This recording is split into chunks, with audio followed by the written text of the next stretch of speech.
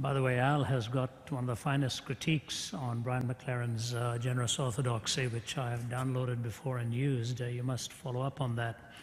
There's another angle of this which I will address, and that is that these emergent churches are going to produce a generation of people who actually will not be able to handle the challenge of Islam and other major world religions.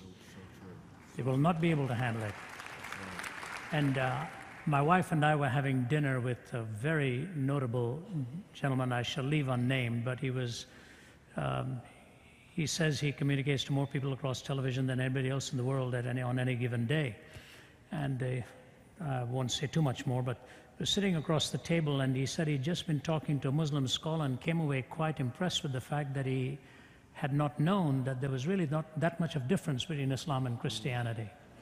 So my wife and I were having dinner with him, and my wife is very, very well controlled in her expressions, and I thought she was going to choke at that moment. I had to just turn over to her and calm her down. I said, why did you say that? He said, well, you know, he talked about all the points of agreement we have and so on. I said, well, let's go from here. They don't believe we have the Bible, that the New Testament is lost. They don't believe Jesus is the Son of God. They don't believe he died on the cross. They don't believe he rose again from the dead. They don't believe he's coming again as king. Do you think there's a difference between what they believe and what we do? I said, they don't have the gospel. But you know, this is the problem. The Muslims have shown us up. We don't know what we believe. When they present their ideas to an average young Christian going to one of these emergent churches, one of the most prominent of those churches draws about 20,000 on Sunday. You can read his book. In that entire book of having a better life now and best life now and so on, there is not one mention of the cross in it.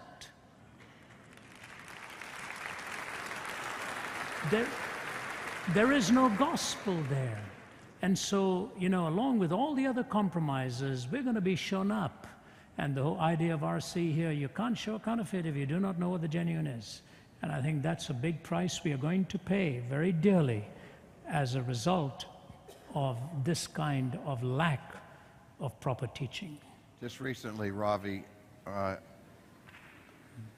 saw a television preacher whose name I won't mention to protect the guilty. He made this statement, and it takes a lot to shock me in this day and age. But he said,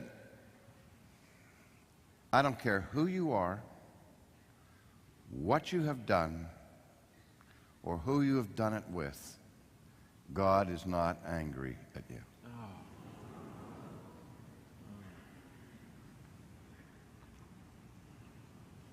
And what does that have to do with the New Testament view of God, of sin, of the cross? I mean, why would anybody need to come to Christ if God's not angry? And where the gospel talks us about being saved from the wrath that is to come. But we don't believe in the wrath of God anymore. That's something that has to go. It's incompatible with postmodern thinking. Very sad.